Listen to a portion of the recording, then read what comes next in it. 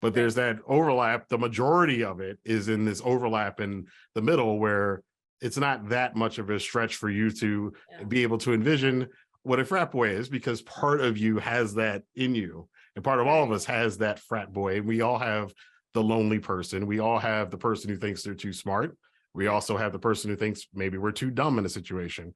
So it's kind of, I think maybe what I would append to yours would be maybe getting to that part that's inside of you that you can relate to those other people, and then make sure you're respectful of their mores and the way they conduct themselves by doing your research and talking to your friends, because you don't, like you said, you don't want to cliche or stereotype people.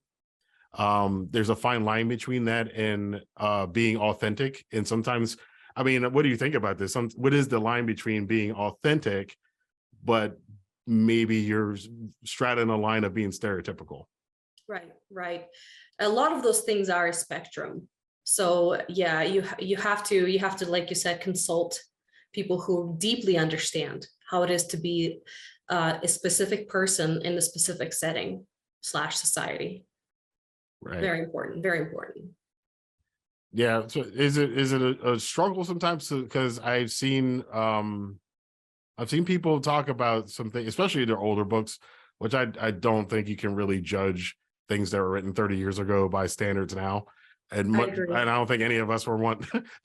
That stuff, some of the stuff we write now, we have no idea. Like in 30 years, it could be highly offensive. I know. I wonder about that sometimes.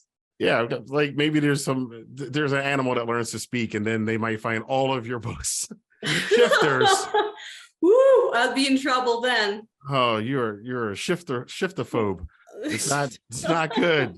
Come on, you're canceled. Sorry, you're out of here. But okay, I mean, yeah, you just change your pen name and move on, Casey. That's how we do. Gosh, but how hard is that? I mean, do you ever consider when you're writing sometimes for? I mean, you've had a multicultural background, so I don't think any of it's too far afield for you. But do you wonder sometimes, is this too much as a stereotype that I'm writing here? Yes, there are certain demographics and peoples, plural, I tend to not write. I usually skirt around certain cultures that I don't have a very good understanding of, and or I can't find somebody who can help me understand it.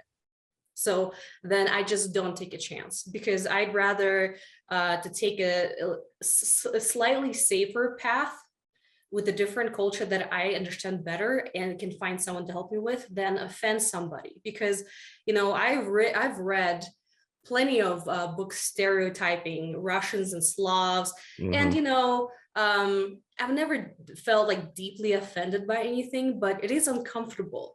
And you're like, is this how people see us? And that's a difficult, it's not a good position to be in. I don't want to put anybody in that position.